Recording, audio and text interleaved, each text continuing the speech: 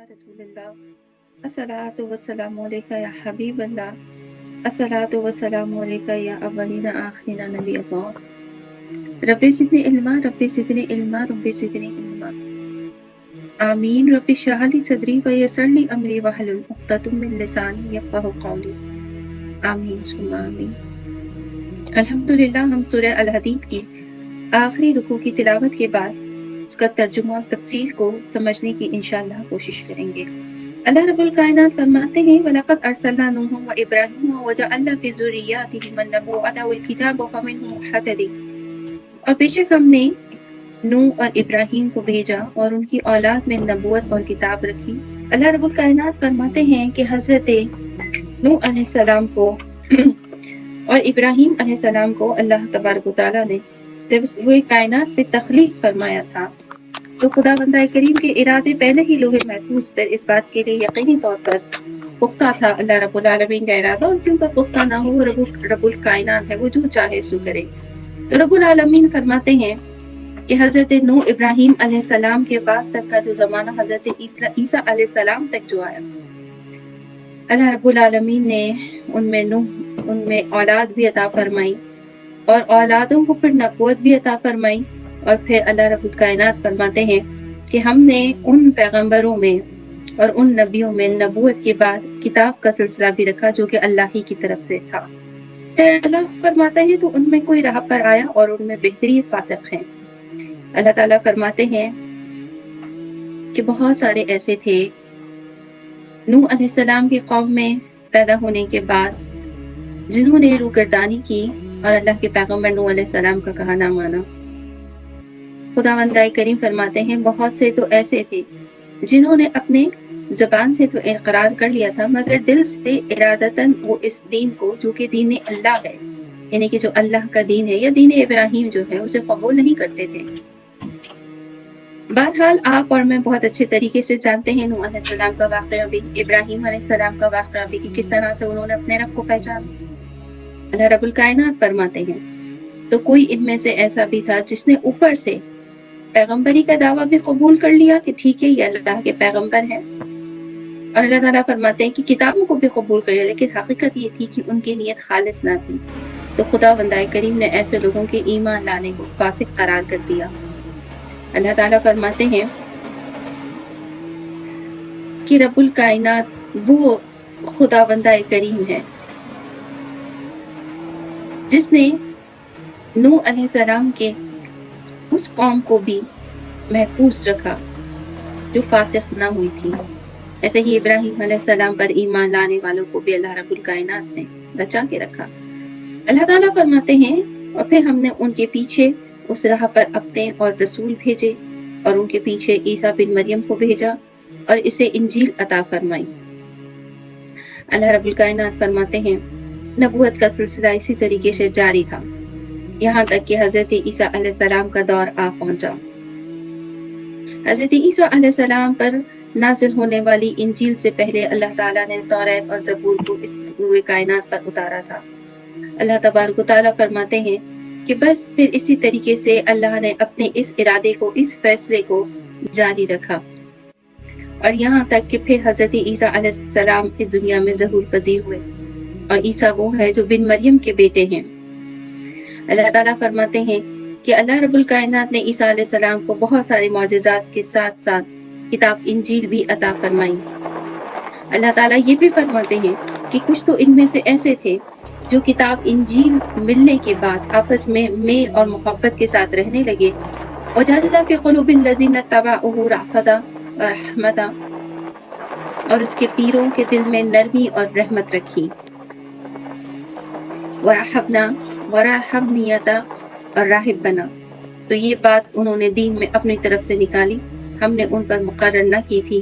हाँ, ये बिदअत उन्होंने अल्लाह की रजा चाहने को पैदा की, फिर उसे ना बनाया जैसा उसका बनाने का हक था।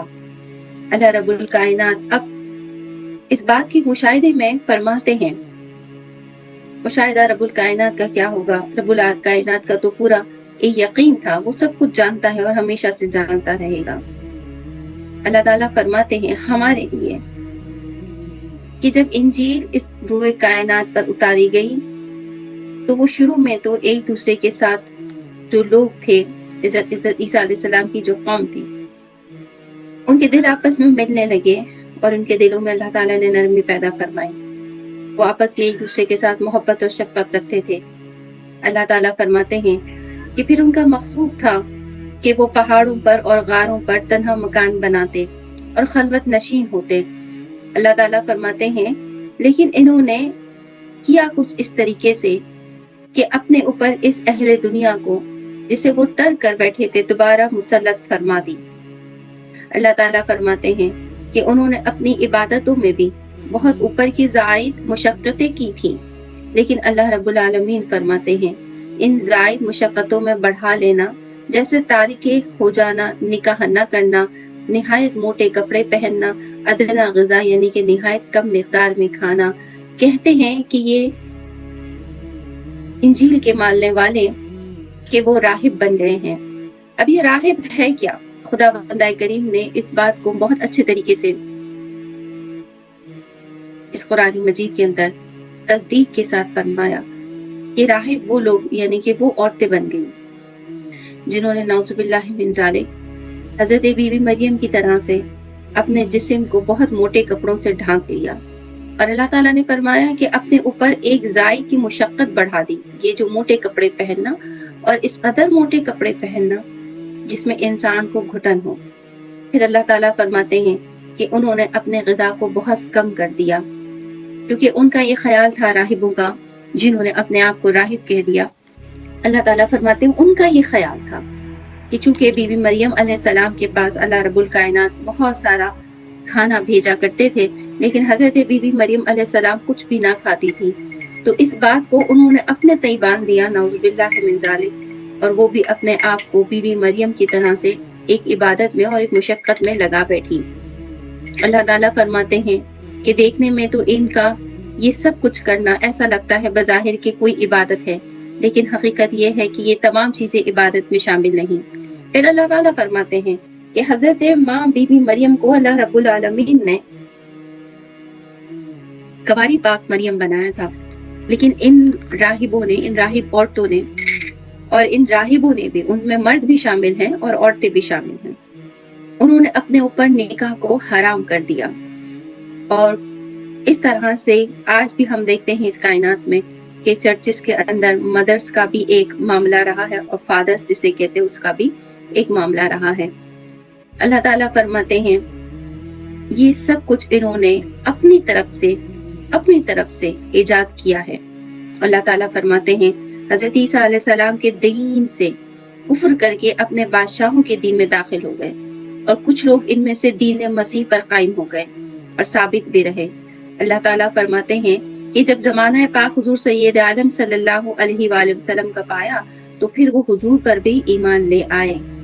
اب اللہ تعالیٰ فرماتے ہیں کہ بیچ کا جو راستہ تھا انہوں نے بظاہر دیکھنے میں تو ایسے کیا جس کی کوئی بھی تصدیق انجیل کی کتاب میں موجود نہ تھی، یعنی کہ نکاح نہ کرنا، زبردستی کے موٹے کپڑے پہننا، اپنے آپ کو ایسا کر دینا کہ جیسے ایک خلوت نشین ہو جانا، لوگوں سے میل جول نہ کرنا، نکاح نہ کرنا، بہت کم مقدار میں کھانا کھانا، اور اپنے اوپر عبادتوں کی مشقتوں کو زیادہ اٹھانا، یعنی کہ اپنے آپ کو دنیا سے بالکل بے تعلق کر دینا.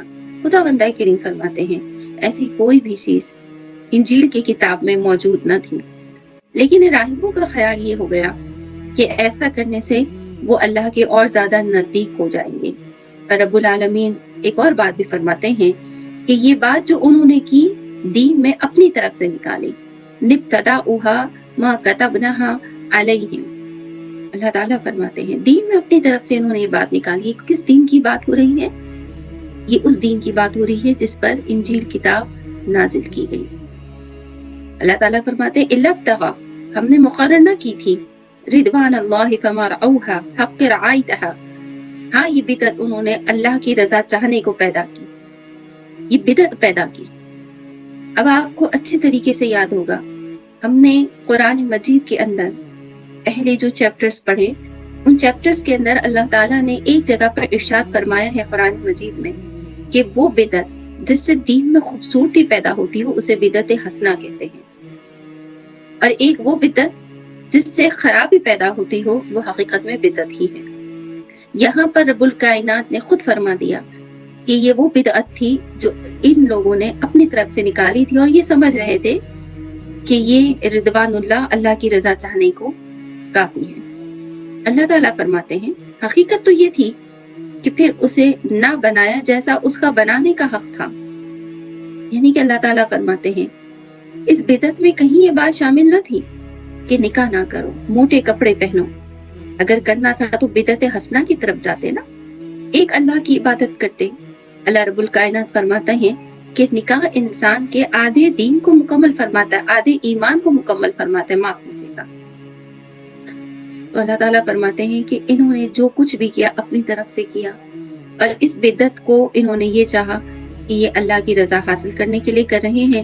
حقیقت تو یہ ہے کہ اللہ تعالیٰ فرماتے ہیں کہ ایسا دین بنانے کا انہیں کوئی حق ہی حاصل نہ تھا۔ کہ کس کے لیے اللہ تعالیٰ فرما رہے ہیں؟ ان راہبوں کے بارے میں جو آج کی اس دنیا میں بھی ہمیں نظر آتے ہیں۔ اور آگے اللہ فرماتا ہے فَأَتَيْنَا الَّذِينَ آمَنُوا مِنْهُمْ أَجْرَهُمْ، تو ان کے ایمان والوں کو ہم نے ان کا ثواب عطا کیا۔ وَكَثِيرٌ مِّنْهُمْ فَاسِقُونَ، اور ان میں سے بہتر ہے فاسق ہے۔ یعنی کہ وہ کچھ راہب تھے جو اس بدعت کی طرف جانے کے لیے نہیں سوچا کرتے تھے، ان کا بس ایک ہی ایمان تھا کہ کتاب انجیل میں لکھا ہے کہ محمد رسول اللہ صلی اللہ علیہ وآلہ وسلم اس روئے کائنات پر تشریف لائیں گے، اور حضرت عیسیٰ علیہ السلام کے ہاتھ پر بیعت کی گئی تھی کہ جب بھی ان کا زمانہ پائیں وہ اس پیارے دین اسلام میں داخل ہو جائیں۔ اس کی مثال ہمیں ملتی ہے حضرت سلمان رضی اللہ تعالیٰ عنہ سے۔ حضرت سلمان فارسی جن کے باغ ہیں، ایک عرصے تک آپ بزرگ کی ایک خدمت میں رہے۔ وہ بزرگ کون تھے؟ وہ راہب تھے۔ جب خدمت کرتے کرتے کرتے کرتے تھک گئے، تھکے نہیں تھے، کتابوں میں لکھا ہے تھک گئے۔ میں یہاں پر اس بات کو تھکنے کے معنی میں نہیں لے کر جاؤں گی، اس لیے میں اپنے الفاظ کی تردید کرتے ہوئے اس الفاظ کو خوبصورت بناتے ہوئے یہ کہوں گی کہ جب بزرگ کا جن کی وہ خدمت کر رہے تھے اور ساری زندگی خدمت کرتے رہے یہ سوچ کر کہ یہ اللہ کے قریب ہیں تو میں ان کی خدمت کروں گا، اور جب ان بزرگ کا آخری زمانہ آیا تو آپ نے فرمایا، حضرت سلمان فارسی رضی اللہ تعالیٰ عنہ نے اپنے ان بزرگ سے فرمایا کہ میں نے کئی سال تک آپ کی خدمت کی، مگر میں معافی چاہتے ہوئے آپ سے ایک بات کرنا چاہتا ہوں کہ جو اطمینان قلب انسان کو اللہ کی عبادت میں ملتا ہے، مجھے وہ اطمینان قلب آپ کے ساتھ نہ جانے کیوں میسر نہیں ہو پاتا۔ ہم مسکرانے لگے، فرمانے لگے وہ بزرگ کی اس اطمینان قلب کی تو خود میں طلب میں ہوں۔ حضرت سلمان فارسی فرمانے لگے آپ کیا فرمانا چاہتے ہیں؟ تو فرمایا ان راہب بزرگ نے کہ بات ایسی ہے کہ اب میرا آخری وقت آ چکا ہے، اور میں تمہیں اس بات کے لیے وصیت کرتا ہوں اور نصیحت دیتا ہوں کہ اب تم کھجوروں والے باغ کی طرف روانہ ہو جاؤ۔ وہ صحرا جہاں کھجور کے باغ دیکھو وہاں اطمینان بخش طریقے سے انتظار کرنا۔ ایک حضور محمد صلی اللہ علیہ وآلہ وسلم کا زمانہ آ چکا ہے، اور ان کی کئی نشانیاں ہیں جو کہ کتاب انجیل میں لکھی ہوئی تھی، لہٰذا میں ان کا انتظار کرتے کرتے اب اس وقت تک پہنچ گیا ہوں کہ اب میں مزید سفر نہیں کر سکتا، اور ان کے دیدار کی برکات ہی حاصل کرنے کے لیے میں نے تمہیں اپنے ساتھ زائد سفر رکھا تھا، لیکن اب میری زندگی کا سفر اختتام کو پہنچتا ہے، تو آپ اس صحرا میں جائیے جہاں کھجوروں کے باغ ہیں، اور دو نشانیاں بتائیں کہ وہ نبی محترم صلی اللہ علیہ وآلہ وسلم صدقہ قبول نہیں کرتے مگر تحفہ قبول کرتے۔ حضرت سلمان فارسی گئے، دونوں نشانیاں آپ میں پائیں۔ ایک بہت لمبا طویل واقعہ ہے، اس بات پر ہم نہیں جاتے، اس وقت مختصر بات کرتے ہیں۔ دونوں نشانیاں میرے آقا صلی اللہ علیہ وآلہ وسلم کی پائیں تو بس پھر دین اسلام کے اندر داخل ہو گئے۔ تو یہ وہ جگہ ہے جہاں اللہ تعالیٰ فرماتے ہیں فما روا حق رائتہا، پھر اس کے بعد یہ بھی فرمایا اللہ نے فاتینا الذین آمنوا، تو ان کے ایمان لانے والوں کو ہم نے ان کا ثواب عطا کیا، یعنی کہ جنہوں نے حقیقت میں اللہ رب الکائنات کے عیسیٰ پیغمبر کی پیروی کی وہ تو یہ لوگ تھے۔ اللہ تعالیٰ فرماتے ہیں جنہوں نے آمد محمد مصطفیٰ صلی اللہ علیہ وآلہ وسلم کا انتظار فرمایا تھا، اور پیارے حبیب محمد صلی اللہ علیہ وآلہ وسلم کی جب آمد ہو گئی تو نشانیاں ظاہر ہونے لگی تو سفر کو نکل پڑے اللہ تعالیٰ فرماتا ہے ان کو ان کی عبادتوں کا بے حد ثواب دیا گیا ہے، اور اللہ ताला ये भी फरमाता है कि उनसे बहुत बेहतर हैं जो फासिक थे। अभी कौन फासिक थे? जिन्होंने जबरदस्ती अपने आप को मदर्स कह दिया या फादर्स कह दिया और फिर अपने ईमान के मुताबिक वो इस इंतजार में बैठ गए कि ईसा अलैहिस्सलाम आएंगे। और बहरहाल जो भी है उनकी किताब के अंदर, और रब्बुल आलमीन फरमाते हैं कि ये तमाम बिदत है और इसमें कोई हकीकत भी नहीं है। अब मसला इस आयत से मालूम होता है कि बिदत यानी दीन में किसी बात का निकालना, अगर वो बात नेक हो और उससे रज़ा इलाही मकसूद हो तो बेहतर है, इस पर सवाब मिलता है और इसको जारी रखना चाहिए। ऐसी बिदत को बिदत हसना कहते हैं। अलबत्ता दीन में बुरी बात निकालना बिदत सिया कहलाता है, वो ममनू है और नाजायज है। और बिदत सिया हदीस शरीफ में वो बताई गई है जो खिलाफ सुन्नत। इसके निकालने से कोई सुन्नत उठ जाए, इससे हजारों मसाइल का फैसला हो जाता है जिनमें आजकल लोग इख्तलाफ करते हैं और अपनी हवाए नफसानी से ऐसे उमूर खैर को बिदत बनाकर मना रहे हैं जिनसे दीन को तक़वियत और तायद होती है। अल्लाह ताला फरमाते हैं और हदीस गिरामी में भी है कि वो बिदअत जिससे मुसलमानों को कोई फायदा हासिल ना हो, हकीकत में वो कोई भी अपना वजूद नहीं रखती है। साथ में ये भी फरमाया गया है कि वो बिदअत जिसमें अताअत और इबादत में ज़ौक़ और शौक़ पैदा होने लगे, ऐसे उमूर को बिदअत बताना कुरान मजीद की इस आयत के बिल्कुल सरी है, यानी कि सरी तौर पर है कि ये वो बिदअत जिससे इंसान की इबादत में शौक़ पैदा हो उसे जरूर करना चाहिए, लेकिन वो बिदअत जिससे दीन में कोई खुराफात पैदा हो वो नहीं करना चाहिए। अब हमारे यहाँ माशरे में कोई इस बात को समझता नहीं है।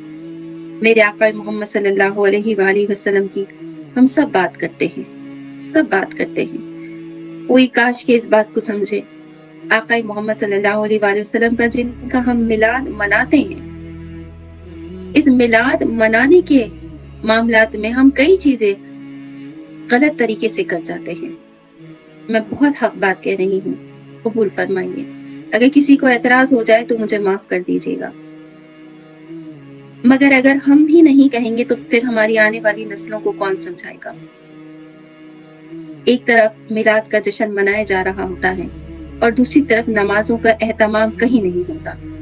कहीं पर ऐसा मामूल नहीं नजर आता कि उस ट्रैफिक को रोक दिया जाए जहां से मिलाद का जुलूस निकल रहा होता है, या वहां पर इस बात की खास पाबंदी लगाई जाए कि जैसे ही अजान होगी जुलूस वहीं पर रोक दिया जाएगा और सब अपनी अपनी जगहों पर उसी तरीके से नमाज अदा करेंगे जैसे हम सऊदी अरबिया में देखते हैं कि जब नमाजों का वक्त होता है तो दुकानें भी बंद कर दी जाती हैं। तो ये तरीका होना चाहिए।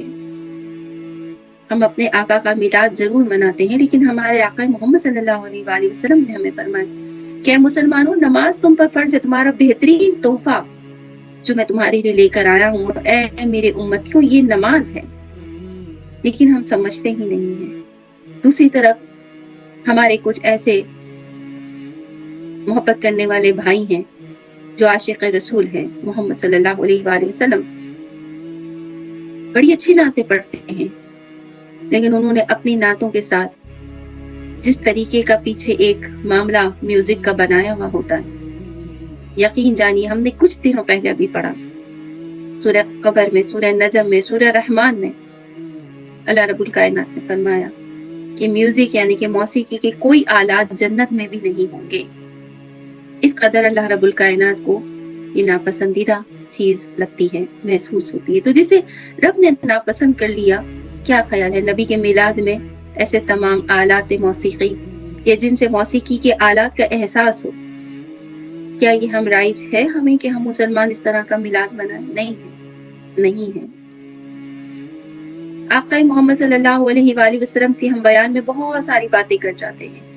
मेरे आका के जुल्फों की तारीफ करते हैं, मेरे आका के नाक नकूश की हम तारीफ करते हैं, और क्यों ना करें, क्योंकि मेरे आका जैसा तो कोई खूबसूरत है ही नहीं। लेकिन हम ये कभी नहीं बताते इन मिलादों में कि मेरे आका मोहम्मद सल्लल्लाहु अलैहि वसल्लम को जिस तरह से तमाम पैगंबरों के मौजिज़ात से नवाजा गया था, हर पैगंबर को अलग अलग मौजिज़ात दिए गए थे, लेकिन मेरे आका मोहम्मद सल्लल्लाहु अलैहि वसल्लम को वो तमाम मौजिज़ात से नवाजा गया था जो कि जुदागाना अलग अलग पैगंबरों को दिए गए थे। तो ठीक वैसे ही आका मोहम्मद सल्लल्लाहु अलैहि वसल्लम को इतनी ही आजमाइशों में भी रखा गया अल्लाह ताला की तरफ से।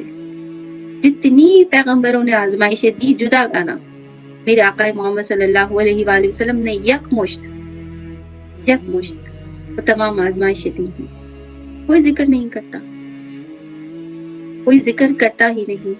अगर कोई जिक्र करे तो हमें पता हो ना कि फिर हमें सब्र कैसे करना है। कोई जिक्र करे तो हमें पता हो ना कि हमें फिर खुशी का इजहार कैसे करना है। कोई जिक्र करे तो पता चले ना कि प्यारे आका मोहम्मद सल्लल्लाहु अलैहि वसल्लम अपनी प्यारी बीबी फातिमा का चेहरा मुबारक देखकर फरमाते थे, बेटा गम ना कर, मेरी लाडली गम ना कर मेरी फातिमा, तेरा बाबा भी कई दिनों से भूखा है। कोई नहीं बताता ये बात, कोई भी नहीं बताता। हम तो बस एक ऐसी बिदअत के चक्कर में हैं जिसमें हमें लगता है कि हम मिलाद मना रहे हैं, हम बहुत अच्छा काम कर रहे हैं। वाकई हम बहुत अच्छा काम कर रहे हैं, लेकिन मिलाद मनाने का असल मकसद ये नहीं होना चाहिए कि हमने 2-3 नातें पढ़ी और फिर हम अपने घर पर आ गए, या हमने बहुत तकरीरी बयान कर दिया और वाह वाह बहुत अच्छे लंबे लंबे हॉलों के अंदर जो है वो मामलात हो गए, 2 दिन गुफ्तगू चली, अरे वाह कितने सारे लोग आए थे, और फिर कुछ भी नहीं। क्या फैज मिला? फैज क्या मिला? जैसे आए थे वैसे ही वापस चले गए। इन मिलादों का असल मकसद ये होना चाहिए कि हर बंदा अपने दामन में कुछ ना कुछ लेकर जाए, कुछ ना कुछ लेकर जाए। अगर इस तरीके से मिलाद का इनकाद हो तो फिर तो ये बिदअत हसना है। कुछ नहीं तो कम से कम अल्लाह की कोई एक मोहब्बत ही लेने वाला बंदा वहां हो। हमारे नजदीक ऐसा नहीं है। बहुत अफसोस की बात है ये हम उम्मत मुस्लिमा के लिए। अगर आज हमने इस बात पर गौर नहीं किया ना, तो मैं आपको बताऊं कि मैं फिक्रमंद हूं कि हमारी आने वाली नस्लें क्या करेंगी। आज शायद हमारे पास वो अवेयरनेस है, लेकिन हम उसे यूज नहीं करना चाहते क्योंकि हम डरते हैं उन लोगों से जो बिदअत हसना के नाम पर बिदअत सिया कर बैठे हैं। लेकिन याद रखिएगा, कल यही बिदअत सिया खुदा ना करे हमारी नस्लों को ले डूबेगी, क्योंकि उन्हें उस वक्त तमीज सिखाने वाला कोई भी नहीं होगा। आज हमारी जो नस्ल है उसके बड़े हम हैं। जब हम ये बड़े चले जाएंगे इस दुनिया से, तो आने वाली नस्ल के बड़े वो होंगे जो हमारे बच्चे हैं। इन्हें अच्छी तालीम दीजिए, इन्हें सही तरीके से सिखाइए कि बिदअत हसना का मकसद है क्या। आइए इसी बात को लेकर आगे चलते हैं। अल्लाह ताला फरमाता है, या अय्युहल्लज़ीना आमनु तक़ुल्लाह व आमनु बिरसूलिही, ऐ ईमान वालो अल्लाह से डरो और उसके रसूल पर ईमान लाओ, और वो अपनी रहमत के 2 हिस्से अता फरमाएगा और तुम्हारे लिए नूर कर देगा, जिसमें चलो और तुम्हें बख्श देगा, और अल्लाह बख्शने वाला मेहरबान है। अल्लाह रब्बुल कायनात फरमाते हैं कि ऐ ईमान वालों, मुखातिब ईमान वालों से ही यहाँ पर, इब्ने आदम से नहीं, सिर्फ ईमान वालों से अल्लाह मुखातिब है। ईमान वाले कौन है? जिसके हाथ में कुरान मजीद तो हो, लेकिन कुरान मजीद उनके हाथ में ऐसा हो कि वो पूरा पूरा इस कुरान मजीद से फैज लेना चाहते हैं। जो अल्लाह के हुजूर सजदे करे तो पता हो कि अल्लाह हमें देख रहा है, वो है ईमान वाला। अल्लाह फरमाता है, अल्लाह से डरो, किसी से ना डरो। कोई नई बिदअत पैदा करना चाहते हो तो पहले अल्लाह से डरो, ऐसा ना करना जो पिछले राहिबों ने कर दिया, बल्कि अल्लाह से डरना और उसके रसूल पर ईमान लाना। और रसूल पर ईमान ऐसा लाना जैसा कि रसूल अल्लाह सल्लल्लाहु अलैहि वसल्लम पर और पैगंबरों पर ईमान लाने का हक है। यानी कि ऐसा ईमान ना लाना कि नऊजुबिल्लाहि मिन ज़ालिक, जैसे कि राहिबों ने कर दिया था। क्या किया था? उन्होंने रहबानियत को तर्क कर दिया था और दीन हजरत ईसा अलैहिस्सलाम से मुखरफ हो गए थे। और फिर क्या किया था उन्होंने कि हजरत ईसा अलैहिस्सलाम को माअज़ल्लाह खुदा के बैठे। तो अल्लाह ताला फरमाते हैं ये कभी ना करना। पैगंबरों को पैगंबरों के तरीके से ही तस्लीम करना।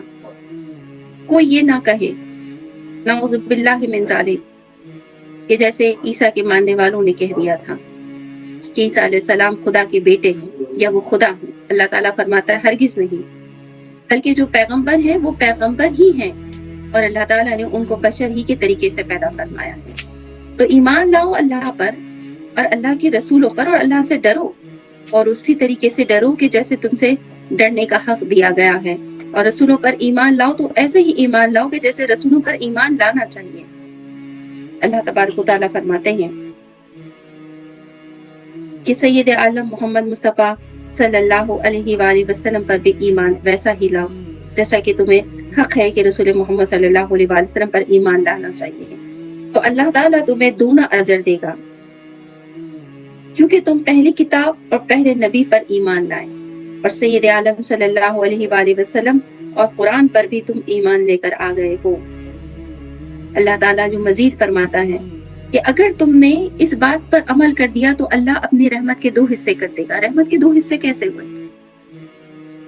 غور فرمائیے، رحمت کے 2 حصے کیسے ہوئے؟ بہت آسان تشریح میں بات سمجھا دیتی ہوں۔ لا الہ الا اللہ کہا، ایک رحمت مل گئی، لیکن یہ رحمت ابھی نامکمل ہے جب تک محمد رسول اللہ صلی اللہ علیہ وآلہ وسلم نہیں فرما لیا آپ نے۔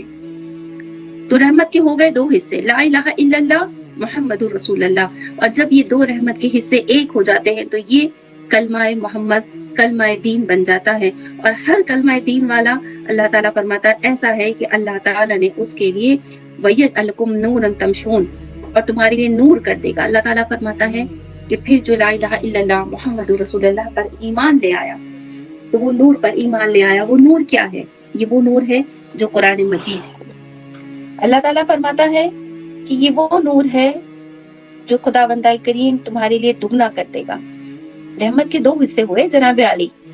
ایک رحمت کا حصہ آپ کو مل رہا ہے نماز سے، دوسری رحمت کا حصہ آپ کو مل رہا ہے قرآن سے۔ اب ذرا سمجھیے، یہ قرآن بطور وحی اترا کس پر؟ میرے آقا محمد مصطفیٰ صلی اللہ علیہ وآلہ وسلم پر۔ اگلی بات جو کہنے والی ہوں دل شاد ہو جائے گا انشاءاللہ، غور فرمائیے گا۔ یہ قرآن اترا نبی محمد مصطفیٰ صلی اللہ علیہ وآلہ وسلم پر۔ اب یہ جو الفاظ ہے، یہ جو ہم پڑھ رہے ہیں، یہ الفاظ کن کے الفاظ ہیں؟ میرے اللہ کے بھی ہیں اور احمد محمد مصطفیٰ صلی اللہ علیہ وآلہ وسلم کے بھی ہیں۔ تو جب ہم یہ قرآن پڑھتے ہیں تو ایک اللہ کی رحمت آتی ہے، اور جب ہم یہ قرآن پڑھتے ہیں اور وہ الفاظ جو آقا دو جہاں محمد صلی اللہ علیہ وسلم کی زبان مبارک سے ادا ہوئے ہیں، جو کہ اس وقت قرآن مجید میں لکھے ہوئے ہیں، ہم ان الفاظوں کو بھی ادا کر رہے ہوتے ہیں۔ لہٰذا اللہ رب الکائنات فرماتا ہے کہ جب تم ان الفاظوں کو ادا کرتے ہو تو یہ صرف الفاظ تمہیں اس نور والی کتاب ہی میں ملیں گے، پھر تم اس نور کے اندر چلو، بِهِ وَيَغْفِرْ لَكُمْ، چلو اور تمہیں پھر اللہ بخش دے گا۔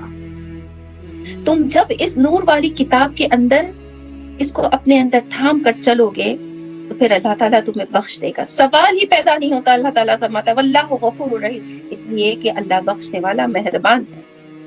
رحمت کے 2 سائے میں ہیں ہم جناب علی اس وقت، یہ کوئی معمولی بات نہیں ہے۔ یہ وہ کتاب ہے جو اگر پہاڑوں پر اترتی تو پہاڑ ریزہ ریزہ ہو جاتے۔ آقا محمد مصطفیٰ صلی اللہ علیہ وآلہ وسلم پر جب وحی نازل ہوتی تھی تو میرے آقا کا تمام جسم مبارک پسینے سے شرابور ہو جایا کرتا تھا۔ آپ کی جبین مبارک پر موتی کی طرح سے پسینہ جگمگا اٹھتا تھا۔ اللہ تعالیٰ فرماتے ہیں کہ اے انسانوں اس بات کو سمجھو، اے ایمان والو اس بات کو سمجھو کہ جب تم اس قرآن مجید کو پڑھو گے تو خدا بندہ کریم تم پر اپنی رحمتوں کا نزول فرما دے گا۔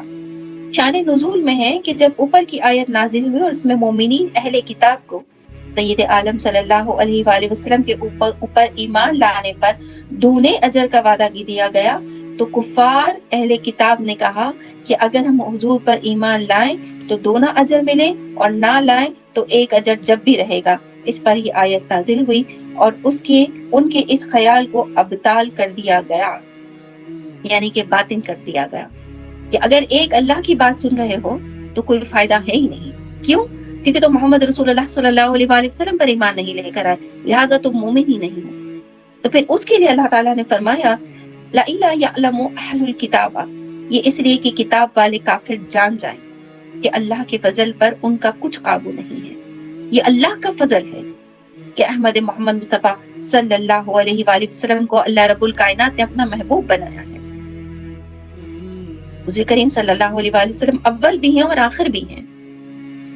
کس طرح سے کہ جب اس زمانے میں کچھ بھی نہ تھا، صرف ایک ستارہ جگمگاتا تھا، اس وقت بھی میرے آقا صلی اللہ علیہ وآلہ وسلم کا نور مبارک قندیل میں اللہ تعالیٰ نے رکھا تھا۔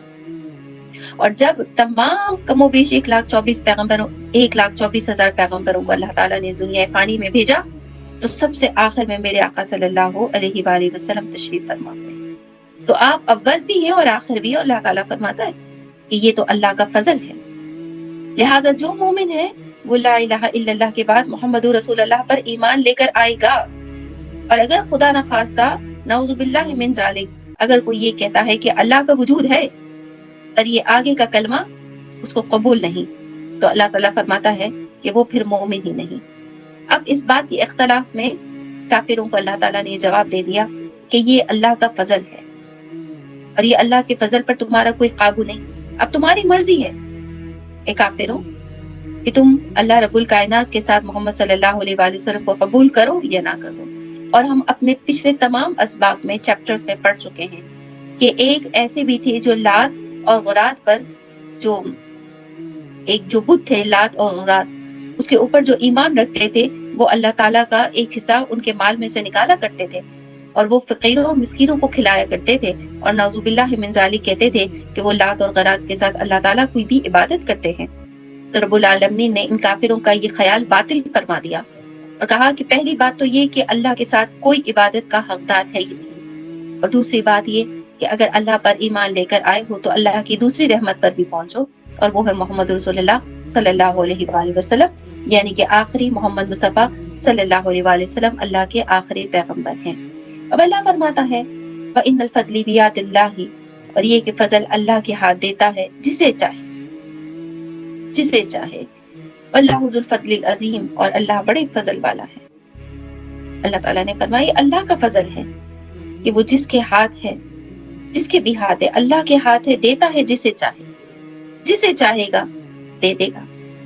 یوں تو کم و بیش 1,24,000 پیغمبر اس دنیا میں تشریف لائے، لیکن کتابیں بھی تو 4 ہی نازل ہوئی، تو ان نبیوں میں سے جسے اللہ تعالیٰ نے پیغمبر بنایا، جسے رسول اپنا بنایا، ان پر اللہ نے اپنی کتابوں کو نازل فرما دیا۔ حضرت داؤد علیہ السلام، حضرت موسیٰ علیہ السلام، حضرت عیسیٰ علیہ السلام، اور پھر حضرت محمد مصطفیٰ صلی اللہ علیہ وآلہ وسلم۔ تو اللہ تعالیٰ فرماتا ہے یہ اللہ کی مرضی ہے، وہ جسے چاہے اپنے فضل سے نواز دے، یہ اللہ کے ہاتھ ہے۔ تو اے کافروں، تمہارا ایمان لانا یا نہ لانا یہ اللہ کے فیصلے کو تبدیل نہیں کر سکتا، لہٰذا اللہ بڑے فضل والا ہے، بڑا مہربان ہے۔ وما علینا الا البلاغ، اللہ رب العالمین ہم سب کو اچھے طریقے سے قرآن مجید پڑھ کر سمجھنے کی توفیق عطا فرمائے، آمین ثم آمین۔